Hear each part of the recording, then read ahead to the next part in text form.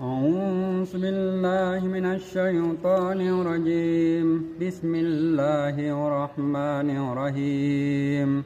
وإذ وعدنا موسى 40 ليلة ثم اتخذتم العجل من بعده وأنتم ظالمون ثم عفونا عنكم من بعد ذلك لعلكم تشكرون.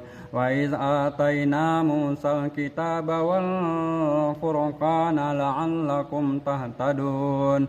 وإذ قال موسى لقومه يا قوم إنكم ظلمتم أنفسكم باتخاذكم العجل فتوبوا إلى بارئكم فاقتلوا أنفسكم ذلكم خير لكم عند بارئكم فتاب عليكم إنه هو التواب الرحيم. وإذ قلتم يا موسى لن نؤمن لك حتى نرى الله جهرة فأخذتكم الصاعقة وأنتم تنظرون ثم بعثناكم من بعد موتكم لعلكم تشكرون.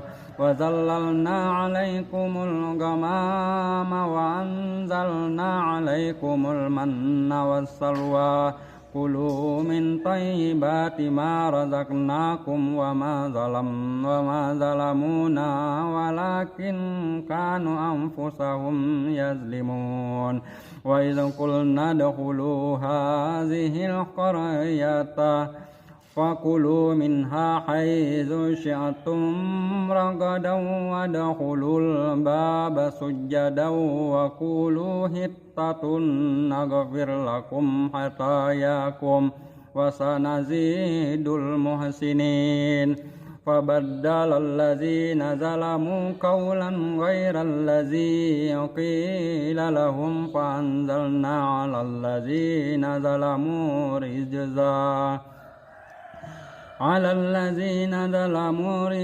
رجزا من السماء بما كانوا يفسقون.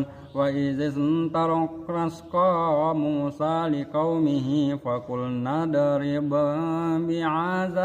بعصاك الحجر فانفجرت منه 12 عينا قد علم كل أناس مشربهم كلوا واشربوا من رزق الله